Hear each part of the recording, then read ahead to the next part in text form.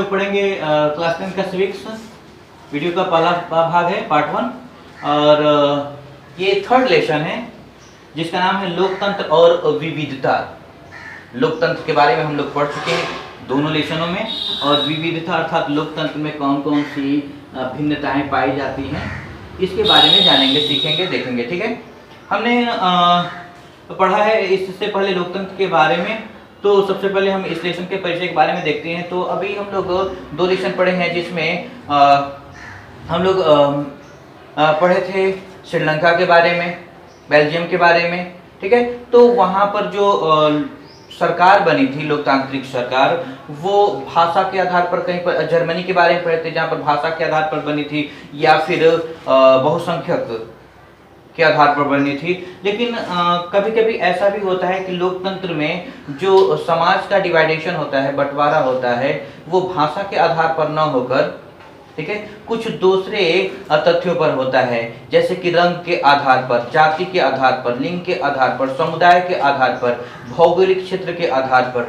ठीक है, तो जब इस प्रकार से जब समाज का बंटवारा होता है तो क्या होता है और किस प्रकार की समस्याएं उत्पन्न होती हैं और उन समस्याओं को किस तरीके से लोकतंत्र सुलझाने का काम करता है और सभी समुदायों में किस प्रकार से सामंजस्य स्थापित किया जाता है या होता है, इसके बारे में हम लोग जानेंगे। तो चलिए पढ़ते हैं। सबसे पहला आता है आपका यहाँ पर है मैक्सिको ओलंपिक की कहानी।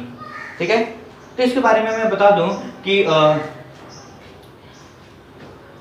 1968 में जब मैक्सिको में ओलंपिक गेम हो रहा था तो उस समय 3 खिलाड़ी थे, जिसमें से 2 अमेरिकन थे, जिसमें एक का नाम था टॉमी स्मिथ और दूसरे का नाम था जॉन कार्लोस। ये अश्वेत अर्थात अफ्रीकन अमेरिकन मूल के अमेरिकी थे। ठीक है, और इसमें से एक पहले स्थान पर तो दूसरे तीसरे स्थान पर आए थे, एक गोल्ड मेडल के साथ, और दूसरे जो थे कांस्य पदक के साथ खड़े थे। और अमेरिका का राष्ट्रगान चल रहा था और वो अपने एक हाथ को ऊपर उठाए हुए थे। उनके गले में काला पट्टा था जो काले लोगों के सम्मान का प्रतीक था, और वो पैरों में केवल मोजा पहने थे, जूता नहीं पहने थे, जिससे वह यह दिखाना चाहते थे कि काले लोग जो हैं वो गरीब होते हैं। ठीक है, तो उसमें जो तीसरे खिलाड़ी थे जो कि ऑस्ट्रेलिया के थे, नॉर्मन, उन्होंने कुछ ऐसा तो किया नहीं था, लेकिन उनका जो जैकेट था, जो कपड़ा पहने थे, उस पर मानवाधिकार का लोगो लगा हुआ था, अर्थात इनडायरेक्टली वो भी उन दोनों खिलाड़ियों का समर्थन कर रहे थे। ठीक है, तो सवाल ये उठता है कि क्या इन अंतर्राष्ट्रीय खिलाड़ियों के द्वारा किसी देश के आंतरिक मामले को अंतर्राष्ट्रीय स्तर पर लेकर आना सही होगा? क्या इस प्रकार की समस्याओं को पूरी दुनिया में उजागर करना सही होगा? क्या यह देश किसी देश के लिए सही बात होगी? ठीक है, तो सवाल ये है कि आखिर इन्होंने, अर्थात तो दोनों जो अमेरिका के खिलाड़ी थे, उन्होंने ऐसा किया क्यों? तो आपको पता होगा, मैं एक वीडियो में बताया हूँ कि 1965 दिसंबर 1965 में एक घटना घटित हुई थी, सॉरी 62 में एक घटना घटित हुई थी। एक औरत थी जिनका नाम था रोजा पार्क। ठीक है, जब वो काम से वापस आ रहे थे, वो एक अफ्रीकन अमेरिकन थी, अर्थात अफ्रीका मूल की अमेरिकन निवासी थी। तो जब वो अपने काम से वापस आ रही थी और बस पर बैठी हुई थी, तो केवल उनको इसलिए उठाया जा रहा था उनके स्थान से, ड्राइवर ने उन्हें हटने के लिए कहा क्योंकि वह वहां पर एक गोरे आदमी को बैठाना चाहता था। जब रोजा पार्क ने हटने से इनकार कर दिया, तब वहां पर बहस शुरू हुआ, और वही बहस जो था सिविल राइट्स के लिए एक आंदोलन के रूप में आगे बढ़ गया।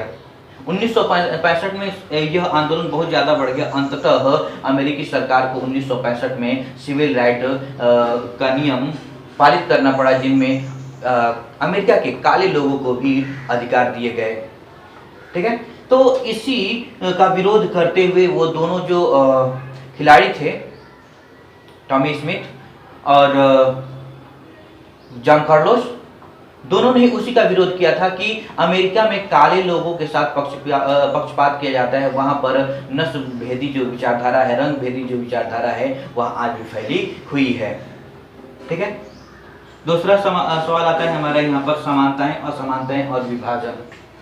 लेकिन इससे पहले ये बता दें कि जो काम उन दोनों खिलाड़ियों ने किया था, इसके लिए उन्हें सजा मिली और यह बात कही गई कि ऐसे आंतरिक मामलों को अंतर्राष्ट्रीय स्तर पर लाना बिल्कुल गलत है, सही नहीं है। और इसकी सजा के तौर पर उन दोनों ही खिलाड़ियों के पदकों को वापस ले लिया गया था। जबकि जो तीसरे खिलाड़ी थे, जो नॉर्मन थे, ऑस्ट्रेलिया के खिलाड़ी, उनको उनसे उनका पदक तो नहीं लिया गया, लेकिन 1 साल के लिए उन पर बैन कर दिया गया और अगले ओलंपिक में वो भाग नहीं ले पाए थे। ठीक है। लेकिन जो अमेरिकी खिलाड़ी थे, जब वो अपने यूनिवर्सिटी गए, अपने कॉलेज में गए, तो उनका बहुत अच्छे से सम्मान किया गया और उनके सम्मान में वहां पर मूर्तियां बनाई गई हैं। अर्थात तो उन्होंने अपनी बातों को दुनिया के सामने रखा, अपनी समस्याओं को दुनिया के सामने रखा है।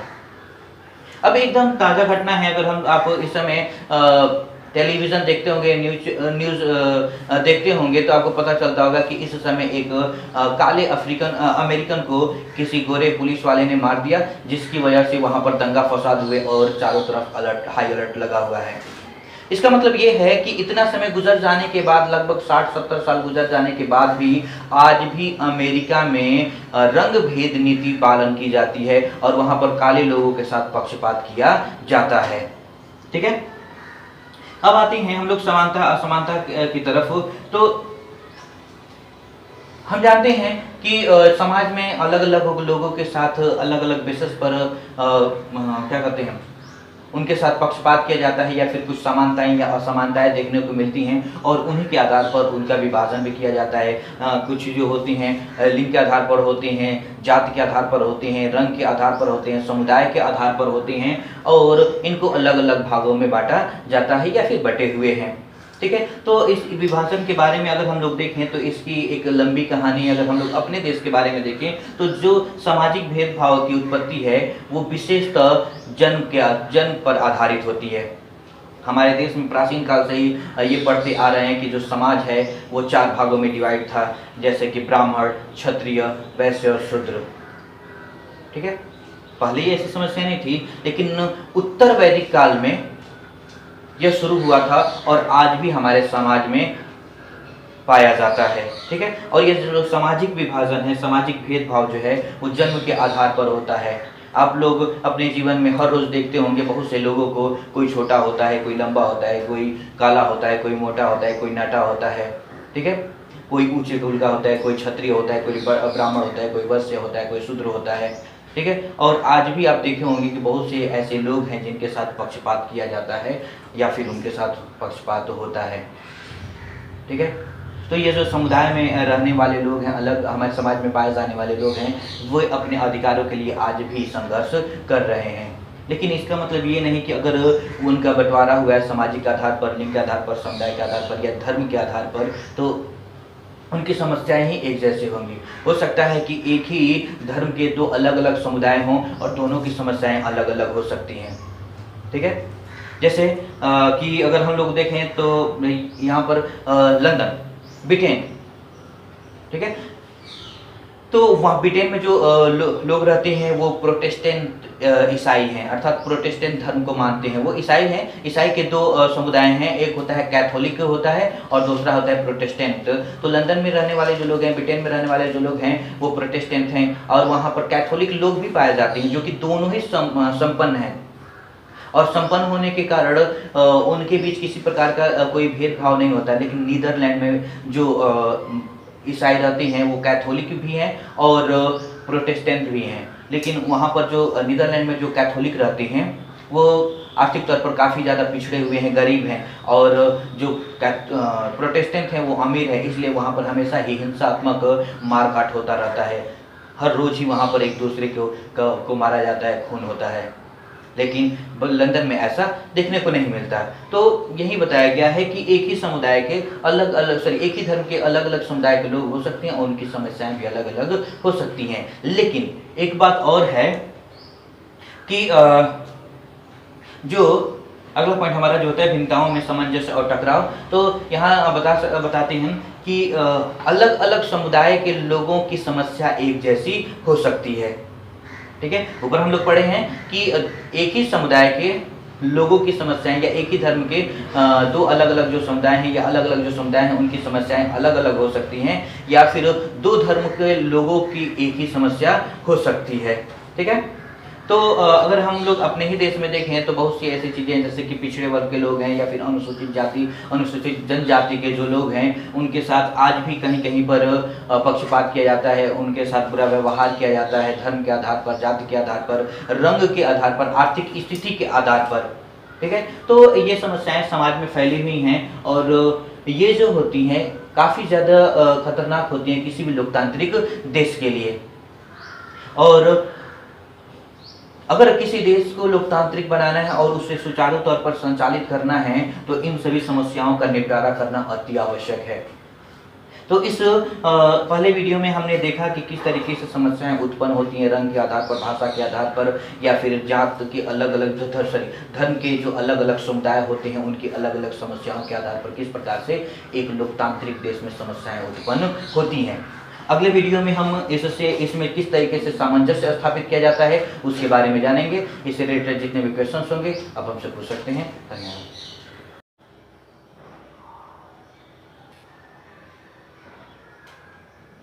तो बच्चों आज हम लोग क्लास 9 का चैप्टर 1 का एक्सरसाइज 1.5 का प्रश्न संख्या 2 हल करेंगे। प्रश्न संख्या 2 में जितने भी प्रश्न हैं उन्हें हमें सरल करना है। ठीक है, इसमें 4 प्रश्न दिए गए हैं, फर्स्ट, सेकेंड, थर्ड और फोर्थ। ठीक है, हम लोग बारी बारी से एक एक प्रश्न हम लोग हल करेंगे। ठीक है, चलिए इसको हम लोग हल करते हैं। बच्चों इसको हमें सरल करना है, अर्थात देखिए यहाँ पे 3 प्लस √3 और ब्रैकेट में 2 प्लस √2। देखिए इन दोनों ब्रैकेट के बीच में यहाँ पे कोई साइन नहीं है, तो कोई साइन नहीं बच्चों, इसलिए यहाँ पे हम मल्टीप्लाई का, गुणा का चिन्ह हम लोग समझेंगे। ठीक है, चलिए गुणा करते हैं। गुणा करने का तरीका, रूल क्या है, नियम क्या है, ध्यान दीजिए। फर्स्ट वाला जो पद है इन दोनों में, फर्स्ट वाले पद का फर्स्ट वाले में और फर्स्ट वाले पद का सेकेंड वाले में पहले गुणा होता है। ठीक है, चलिए तो यहाँ पे क्या करेंगे, 3 का पहले 2 में मल्टीप्लाई करेंगे तो यहाँ पे आएगा बच्चों 3 2 जा 6, 3 2 के 6। ठीक है, और फिर प्लस, फिर 3 का √2 में, तो 3 का जब